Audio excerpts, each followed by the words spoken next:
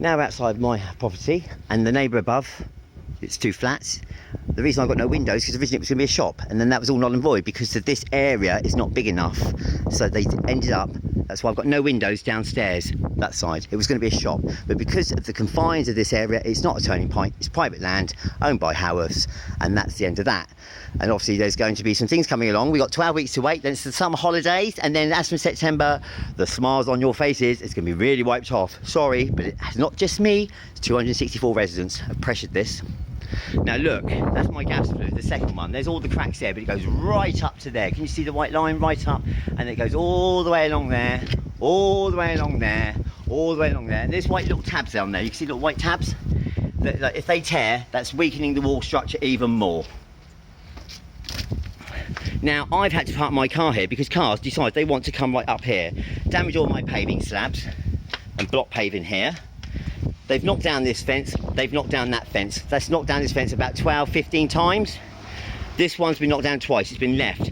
Now, when my car was not here, I saw a car literally driving and it broke this. This is the gas meter. And the tyre went onto this. Look, it's loose. Do you think that's acceptable? They did that. They've also broken the meter cupboard here. They've hit this, it's broken that. Is that acceptable? No. They've damaged the frame of the house. Is that acceptable? No. We're going in through the back because I need to show you some more stuff. They've damaged the curbs here, damaged the curbs there. They've damaged the paving there, also there. The gate has been damaged because of the structure of this. The down pipe is sticking out for the down guttering pipe, pushes out so I can't open my gate properly. It's stuck, it moves like that. All because of these cracks. There's the movement of the building, which I must add, if anyone loves mouse here, if there's not going to be a gas explosion, you're talking a massive piece of wall falling onto your car. Now we're coming into here, structural damage. All of that I've had to fill with shingle because it was filling up with water and it's all damaged and the door was yet to be replaced. But they're not going to replace my doors and carry on doing any remedial structural work until the traffic issue is finally solved. So I've been putting up with this. This is completely, look, completely at it. All because of cars hitting my home. Now we're going into my kitchen, which obviously you think is funny by condemning boiler number 2. Also, where the cars keep hitting, all of this is new kitchen. All of this is new kitchen, yeah?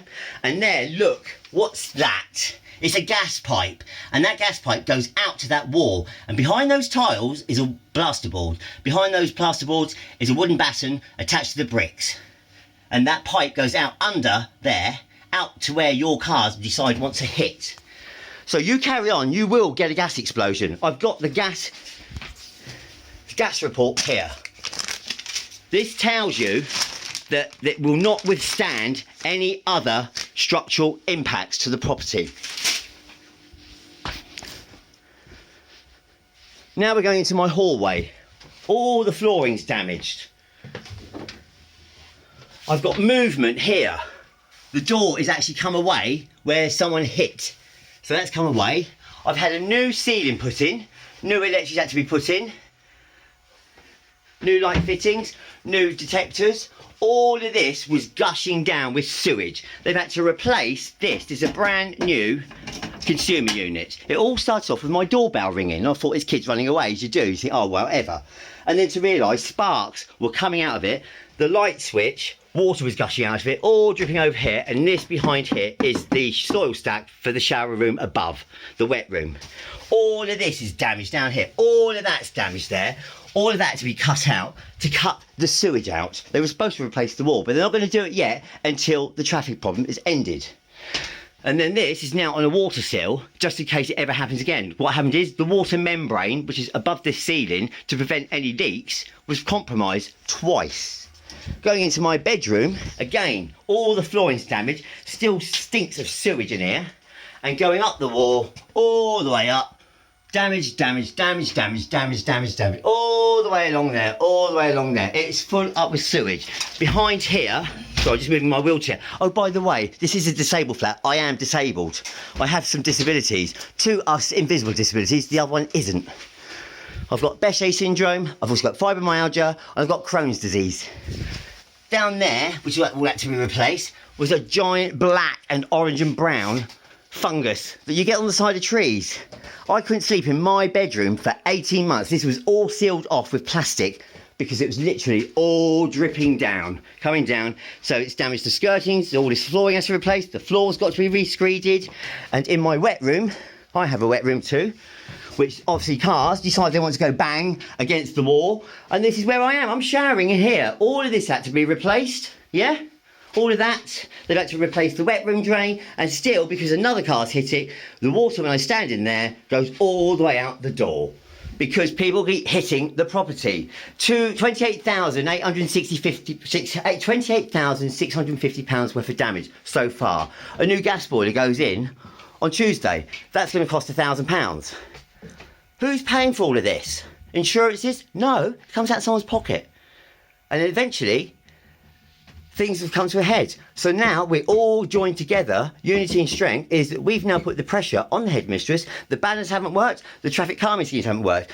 Now that the headmistress, Wendy Fowler, is in the liaisons with the school traffic highways, also COLAS highways, and also the council, to have, like they've done up at Kipling Road with Northern Parade School, and they're also going to be doing at Crofton Road, Lyndhurst Road in North End, to that school, they're going to have a licence to shut the gate at each accessing road to the schools to prevent school drop-offs. So welcome September, 12 weeks time is the summer holidays, and then you won't be driving into Dunbar Road or Kingsley Road or Glasgow Road or from Tranmere Road. There will be a gates there that only permits for residents, deliveries and their guests will be able to present to come through in school term times, in school hours. So there you are. I'm not exaggerating, I'm under-exaggerating. There you are, Stephen Raven. So that what you want to do? You want to keep picking on me and troll on me? Because every time I put a statement up or anything like that, you want to troll me. Remember when I said goldfish? You've got a goldfish memory, but do you remember what I said to you the next time I said that you would ever hassle me or be derogatory to me? I haven't forgotten, and I will do it.